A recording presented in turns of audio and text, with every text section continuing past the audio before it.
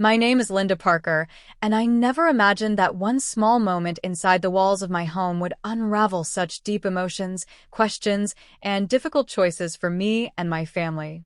What I'm about to share isn't easy, because it brings back the weight of awkward silences, broken trust, and the painful way family bonds can stretch thin. It all began one rainy afternoon, in the most unexpected place, the bathroom. That day was ordinary in many ways. The rain had been pouring outside since morning, pattering softly against the windows, filling the house with a rhythm that made everything feel heavy and slow. My husband, David, was at work, like always, and my teenage stepson, Ethan, had been home from school early. He was 17, tall for his age, with a quiet personality that sometimes made it difficult for me to know what was going through his mind. Since marrying David 2 years ago, I'd been trying to build a relationship with Ethan. It wasn't easy. After all, stepping into the role of a stepmother isn't something any woman can fully prepare for. Children often carry unspoken loyalties to their biological mothers, and Ethan was no exception. His mother, Caroline, lived in another state, but her presence in his life was still strong, and I never wanted to compete with that. I only wanted to be a supportive figure, someone he could trust.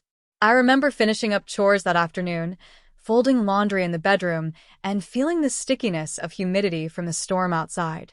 I decided to take a quick shower to refresh myself. It was supposed to be a simple moment of privacy, nothing more. But sometimes life doesn't unfold as neatly as we plan. I had just walked into the bathroom, the mirror fogging from the warm steam, and began to remove my blouse when the door suddenly swung open. My heart leaped in shock as Ethan froze in the doorway, his face pale with embarrassment. For a split second, neither of us moved. My blouse was halfway off, my expression no doubt a mix of horror and disbelief. He stammered out, I'm sorry, I didn't know," and quickly slammed the door shut. The sound echoed in my chest. I stood there, trembling, clutching my blouse against me.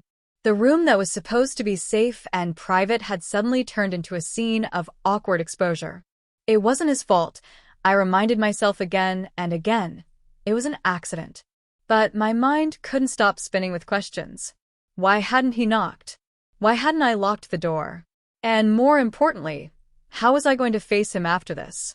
I finished my shower quickly, though the water did little to calm my nerves. When I stepped out into the hallway, I heard the creak of the floorboards. Ethan was in his room, door shut tight. For the rest of that day, neither of us spoke. The silence stretched across the house like a heavy blanket. I cooked dinner, set the table, and when David came home, I pretended everything was fine.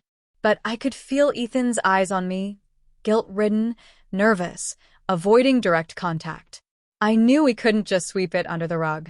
Family doesn't work like that. Not if you want to build it strong. That night, after David had gone to bed, I stood outside Ethan's room for a long time. I debated whether to knock or leave it alone, but my conscience told me this needed to be addressed. I finally knocked softly. "Ethan? Can we talk for a minute?" There was a pause before the door creaked open. His face was pale, his eyes red like he hadn't stopped replaying the incident all evening. He stepped aside and I walked in. His room smelled faintly of cologne and laundry detergent, and the rain outside beat harder against the window. "I want to clear the air," I said gently. "What happened earlier, it was an accident. I know that, but I think we should talk so that neither of us feels uncomfortable moving forward." Ethan nodded quickly, his hands fidgeting. "I didn't mean to, Linda. I swear, I thought the bathroom was empty. I wasn't thinking, I just walked in. I'm really sorry." His voice cracked with sincerity.